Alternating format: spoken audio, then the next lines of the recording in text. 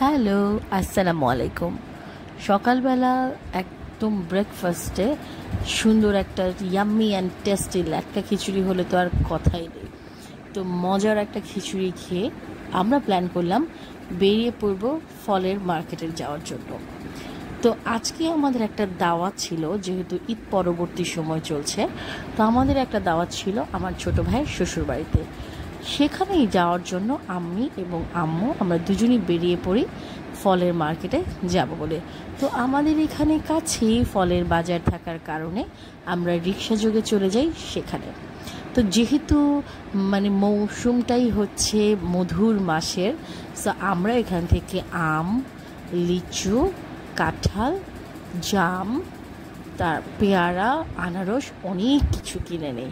So দেখতেই পাচ্ছেন আমার মা তার ছোট বউয়ের জন্য বেছে বেছে জাম নিচ্ছে। তো এখানে আরও অনেক রকম ফল আছে, মধু মাসের ফল বলে কথা। সো সবাই এখান থেকে ফল কিনছিল। আমরাও আমাদের পছন্দ মতো সব রকমের ফল, এই যে এখানে আমি কতগুলো ফলের প্যাকেট আমি এখানে জমিয়ে রেখেছি। আমাকে এখানে পাহারাদার দাঁড় করিয়ে রেখে গেছে আম্মু, এবং আপনারা দেখেন ওই যে আম্মু এখনও ফল কিনছে। এরপর আমরা রেডি হয়ে বেরিয়ে পড়ি আমার ছোট ভাইয়ের বাসার উদ্দেশ্যে। তো আমরা যখন যাই তখন আসলে রাস্তাটাও একেবারেই ফাঁকা ছিল।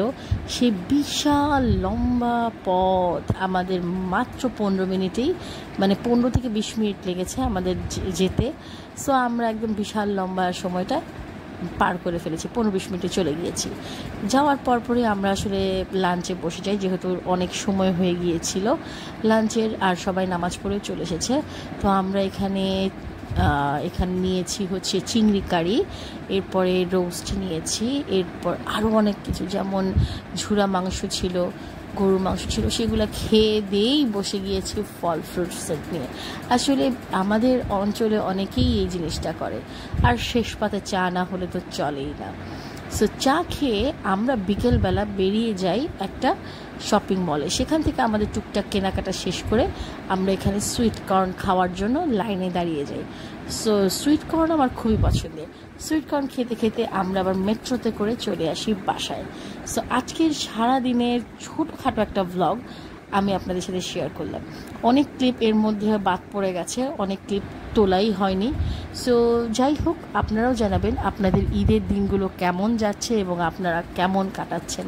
আজকের মতো এই পর্যন্তই। যারা এখনও চ্যানেল সাবস্ক্রাইব করেনি তারা অবশ্যই চ্যানেলটা সাবস্ক্রাইব করে দেবেন। ভালো থাকবেন, খুব ভালো। আল্লাহ হাফেজ।